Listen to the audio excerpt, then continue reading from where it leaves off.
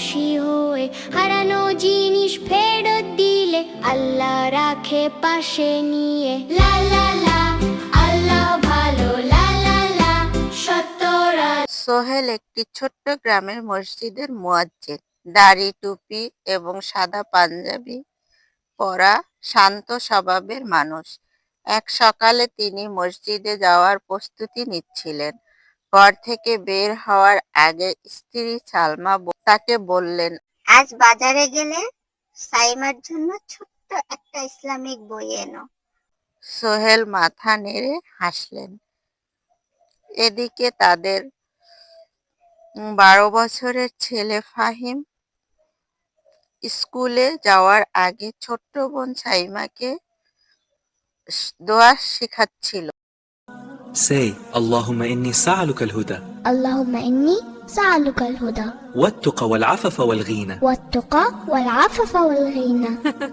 সাইমা খুব কৌতূহলী, সে প্রতিদিন নতুন কিছু শিখতে চায়। বিকেলে সোহেল বাজার থেকে ফিরছিলেন। পথে তিনি দেখলেন একজন মানুষ মানিব্যাগ হারিয়ে ফেলেছে বলে চিৎকার করছে। সোহেলের চোখে পড়ে একটি মানিব্যাগ ফুটপাতে পড়ে আছে। তিনি সেটি তুলে নিলেন। ভিতরে অনেক টাকা। চাইলে তিনি নিজের কাজে লাগাতে পারতেন, কিন্তু আল্লাহর ভয় এবং সত্যবাদিতাই তার শক্তি। তিনি মানিব্যাগটি সেই ব্যক্তির কাছে ফিরিয়ে দিলেন। মানুষটি কাঁদতে কাঁদতে বলল, ভাই, আজ আপনি না থাকলে আমি বড় বিপদে পড়তাম। আল্লাহ আপনাকে উত্তম প্রতিদান দিন। ঘরে ফিরে সোহেল ঘটনাটি পরিবারের সবাইকে বললেন।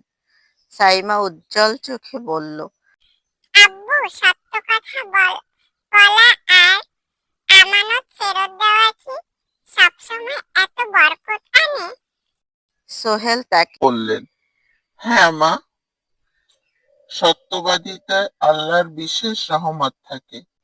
ফাহিমও অনুপ্রাণিত হলো। সালমা হাসলেন এবং বললেন, আমরা চাই তোমরা দুজন সত্য ও আমানতের উপর প্রতিষ্ঠিত মানুষ হও।